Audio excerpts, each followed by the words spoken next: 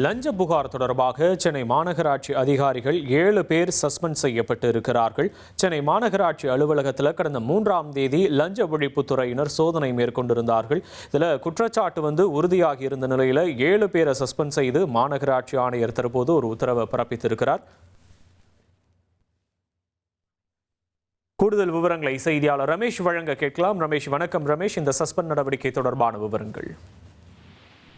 லஞ்ச புகார் தொடர்பாக சென்னை மாநகராட்சி அதிகாரிகள் 7 பேரை பணி இடைநீக்கம் செய்து சென்னை மாநகராட்சி ஆணையர் சமீரன் ஒரு உத்தரவை பிறப்பிச்சிருக்காரு. அதாவது தமிழகத்துல உள்ளாட்சி அமைப்பு அலுவலகங்கள்ல கடந்த 3ஆம் தேதி ஊழல் தடுப்பு பிரிவு போலீசார் திடீர் சோதனை நடத்தினாங்க. அப்படிதான் தமிழகத்தின் தலைநகரான சென்னை மாநகராட்சியில மண்டலம் வாரியாக லஞ்ச ஒழிப்பு போலீசார் திடீர் சோதனையில ஈடுபட்டாங்க.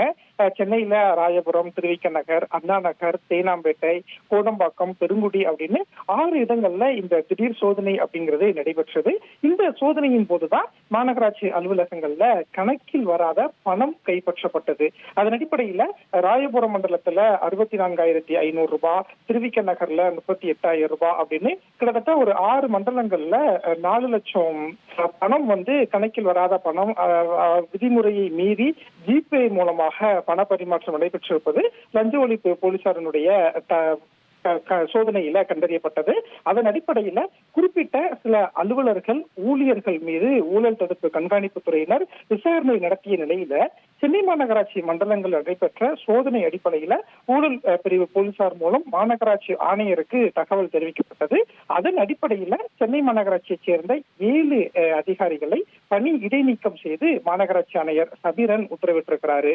திருவிக நகர், தேனாம்பேட்டை மண்டலங்களைச் சேர்ந்த செயற்பொறியாளர், உதவி பொறியாளர், வருவாய் பிரிவு இளநிலை உதவியாளர் அப்படின்னு கிட்டத்தட்ட 7 அதிகாரிகள் பணி இடைநீக்கம் செய்யப்பட்டிருக்காங்க. உங்களுடைய விவரங்களுக்கு நன்றி ரமேஷ். இனி செல்லும் இடமெல்லாம் செய்தி.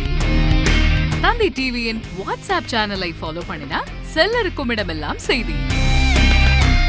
இதோ QR கோட், இப்பவே ஸ்கேன் பண்ணுங்க, ஃபாலோ பண்ணுங்க.